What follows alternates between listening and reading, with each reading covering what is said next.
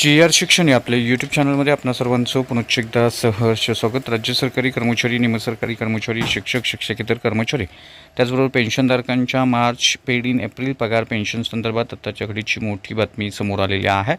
आपल्या यूट्यूब चॅनलला March paid in April पगारासंदर्भात कमेंट्स प्राप्त होत होते आणि या संदर्भातली अतिशय महत्त्वपूर्ण बातमी समोर येते आहे. महत्त्वपूर्ण परिपत्रक निर्गमित झालेलं आहे. काय आहे ते परिपत्रक आणि या परिपत्रकाच्या अनुषंगानं राज्यातील कोणत्या विभागातील सरकारी कर्मचारी पेन्शनधारकांना याचा फायदा होणार आहे या संदर्भातील सविस्तर माहिती देणारा हा व्हिडिओ पाहण्यापूर्वी नेहमीप्रमाणे आपण सर्वांना एकच विनंती, व्हिडिओ शेवटपर्यंत पाहावा आणि आपण जर आमच्या चॅनलवर नवीन असाल तर चॅनलला जरूर सबस्क्राईब करा.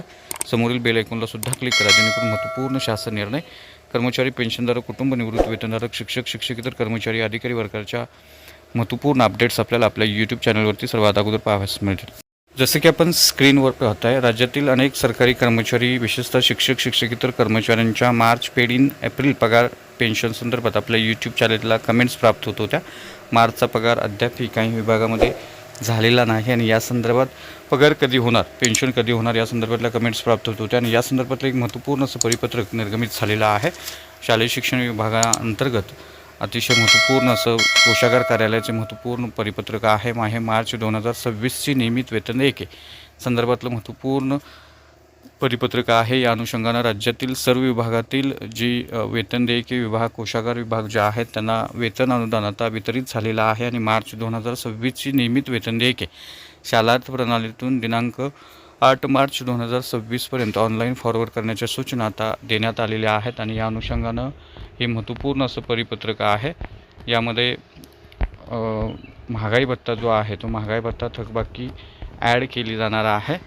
माननीय शिक्षण संचालक महाराष्ट्र राज्य पुणे यांच्या वित्त विभाग संदर्भ क्रमांक 3/25/2026 शिक्षक, शिक्षकेतर कर्मचारी यांना मार्च 2026च्या नियमित वेतन देयकात जुलै 2025 ते ऑक्टोबर 2025 या कालावधीतील 4 महिने महागाई भत्ता फरक 3% प्रमाणे अदा करण्यात यावा आणि महागाई भत्ता फरक तक्ता जोडण्यात यावा. NPS कर्मचाऱ्यांच्या बाबतीमध्ये महागाई भत्ता फरकावर NPS एरियर्स, कर्मचारी हिस्सा NPS इम्पेरियर कॉन्ट्रीब्युशन एरियर्स व शासन हिस्सा NPS इम्पेरियर एरियर जो आहे त्यानुसार रक्कम कपात झाल्याची खात्री करण्यात यावी अशा सूचना देण्यात आलेल्या आहेत. त्यामुळे निश्चितच हे महत्त्वपूर्ण असं परिपत्रक आहे. शिक्षक, शिक्षकेतर कर्मचारी फेब्रुवारी 2026 या महिन्यामध्ये सेवानिवृत्त झालेले आहेत. त्यांची सेवा शाळा लॉग इनवरून शालार्थ प्रणालीतून सर्व्हिस सेंड करून या कार्यालयाकडून ॲप्रूव्ह करून घेण्यात येण्यासंदर्भातल्या सूचना देखील देण्यात आलेल्या आहेत. त्यामुळे निश्चितच शालेय शिक्षण व क्रीडा विभागाशी संबंधित असणारे जे कर्मचारी आहेत, शिक्षक, शिक्षकेतर कर्मचारी आहेत त्यांना आता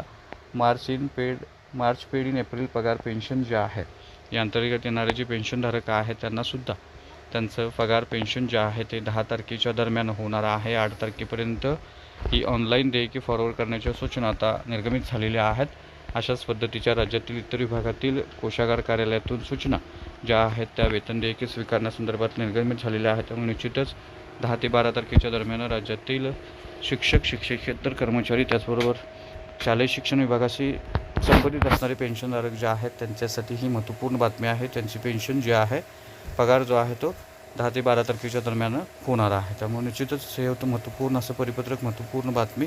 अशाच महत्त्वपूर्ण बातम्यांसाठी, महत्त्वपूर्ण शासन निर्णयासाठी चॅनलला जरूर सबस्क्राईब करा. व्हिडिओला लाईक करा, शेअर करा. धन्यवाद.